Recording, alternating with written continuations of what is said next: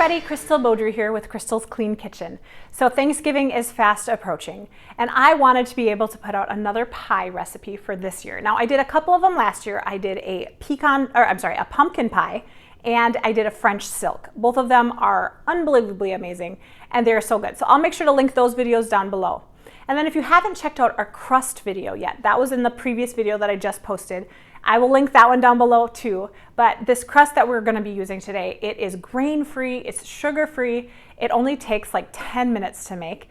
It's so easy and it tastes amazing. You're gonna love it. In fact, when I bring these pies to other people's houses, you know, for the holidays, everyone's like, this crust is amazing. And it's so much easier to make than a flour crust. So definitely check that video out. Well, in today's episode, we're going to be making some keto-approved pecan pie. So there's so many pies. So pecan pie. Now, my pastor is crazy about pecan pie. He loves it so much. Usually he eats like an entire pie by himself. And so I thought, well, that would be really cool if I could make a keto-approved one that has no sugar, no grains, nothing like that. And so it turned out amazing. You guys are going to love this. And you're going to be able to just feel so much better about it not having so much sugar. You know, when I was talking to my mom about this recipe that I'm doing, and she was like, you know, when I was younger, my mom would make pecan pie, and she would put like 7 cups of sugar in it. That's insane. 7 cups?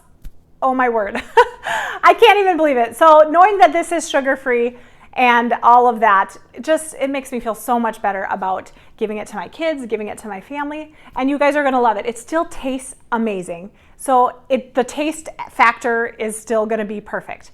You guys are gonna love it. Well, would you do me a huge favor and click that like button? Okay, let's get into it. Here is what we're gonna be using for our pecan pie. Now we are going to be starting with some butter. You need 3/4 of a cup of some grass-fed butter. Then we're going to be doing 3/4 of a cup of some sweetener. Now I'm going to mix erythritol monk fruit with allulose. I feel like when you mix them together, it kind of gives you a better, more rounded out taste for the sweetener. Then we're going to be doing 1.5 cups of some heavy whipping cream, 1 teaspoon of some salt, 1/2 tablespoon of some vanilla, and 3/4 of a teaspoon of some maple extract.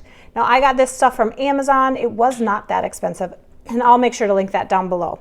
We're also going to be using 1 egg and about 2.5 cups of some pecans.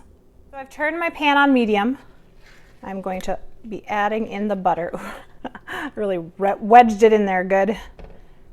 So you need 3/4 of a cup of butter. I'm doing it in a bigger pan just because we have kind of a lot of ingredients and I want to make sure that I have enough room. Then we're going to be adding in our sweetener. Now I'm going to be doing 2/4 of a cup, or well, I guess you could say a half of a cup of the monk fruit mixture. And then I'm going to do 1/4 of a cup of the allulose mixture. So you want to cook this until it's bubbling, and maybe about 5 minutes when it's bubbling, because we want this to turn a nice golden brown. And you also want to be stirring it more frequently than normal. You don't want to just let it kind of sit, because then it will burn. So while our caramel is cooking, we are going to be roasting our nuts. You want 2.5 cups of nuts. And we're going to roast them at 350 degrees for 7 to 10 minutes, probably closer to 7 though. As soon as you start to smell them, they're done. You want to make sure to keep an eye on it, because you do not want to burn these. So again, 350 degrees, start kind of being more mindful around minute 6, minute 7.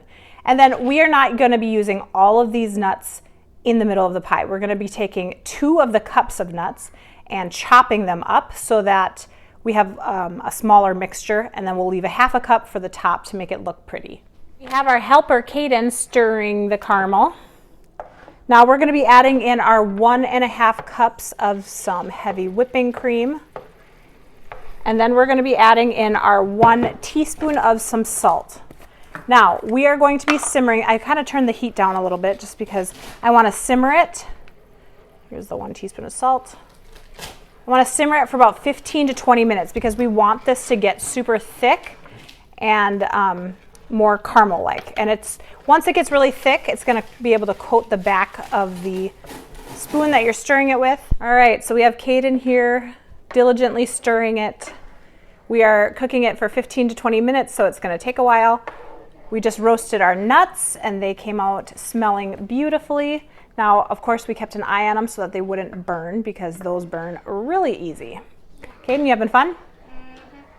I can't wait to eat it. Oh, okay. So the nuts cooled down. I'm going to add 2 cups of nuts, and I reserved a half a cup for the topping. Now, you're not going to be cutting these super, super small because we still want thicker chunks for this. So just give it a couple pulses. Let's see how that looks.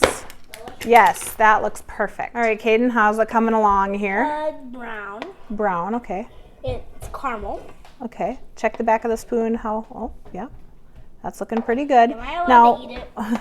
Well, it's kind of hot. I'm sure you did not. I did. This is my 3rd time trying it. Oh, okay. It tastes different than the last time. Well, this caramel is a little different than what we used for our Twix bars. Okay, so once this, I'm going to give it another minute. We're going to take it off the stove and add in the remaining ingredients. It's looking beautiful though. I did cook it for about 20 minutes though, just because at 15 minutes it was still really thin. So this is getting nice and thick. It's heavy. It's heavy. This is like lifting 50 pounds. Oh, well, I don't know about that. Get it off the heat. As you can see, it's cooled down just a little bit. And I'm going to be adding in my half of a tablespoon of some vanilla and maybe about a half of a teaspoon, maybe a wee bit more, of some maple extract. This is going to give it some great flavor. Now, we're going to let this cool down for about 20 minutes. And then we're going to add in an egg. You obviously don't want to add the egg in right now just because it will cook it. So I brought the mixture in. I actually had it outside, so it got cooled down real quick. I better hurry. Okay, so now we're going to be adding in the egg. This is going to help it, I don't know, be more pie-like, I suppose. We're going to just mix this in with the caramel. Ooh, I might have let it cool down too much, but at least the egg won't cook, right? You know what though, this is gonna re-cook in the oven, so even if it's a little colder caramel, that's totally fine because it's gonna warm up again in the oven. Okay, so we mixed in our egg. We are going to be putting in our nuts now.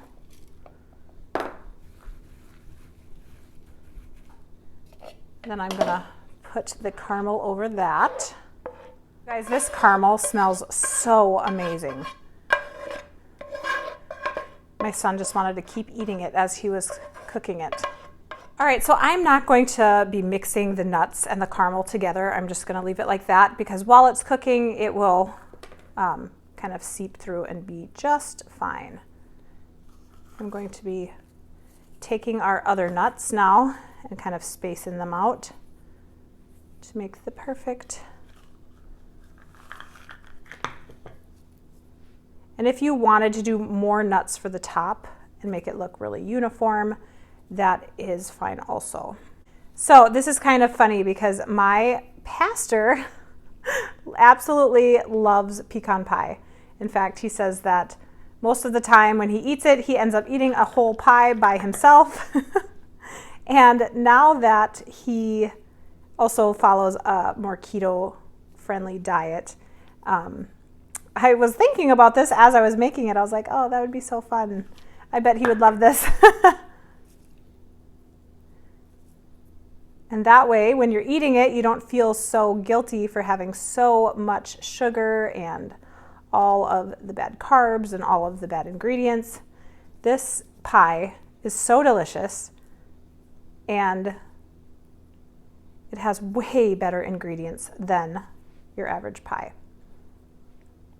Okay, so as you can see, it didn't fill up the nuts super side by side. It's kind of spaced out, but that's okay. If you wanted more than that though, then just do a little bit more than a half a cup of nuts. So it's kind of up to you. I'm going to put this in the oven at 350 degrees for about 30 to 35 minutes. And then I'm going to let it cool down for at least an hour because you really want it to set good.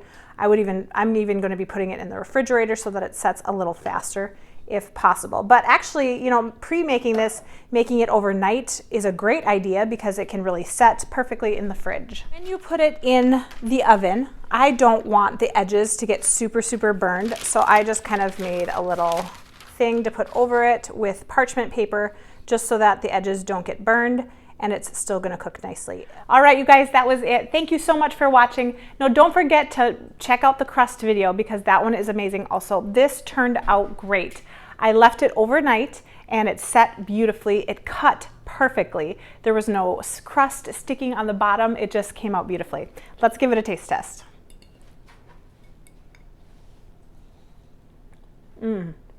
Wow. The caramel is amazing. You guys are going to love this. Thank you for watching. Don't forget to subscribe to my channel. Stay tuned for some more great recipes. We'll see you next time.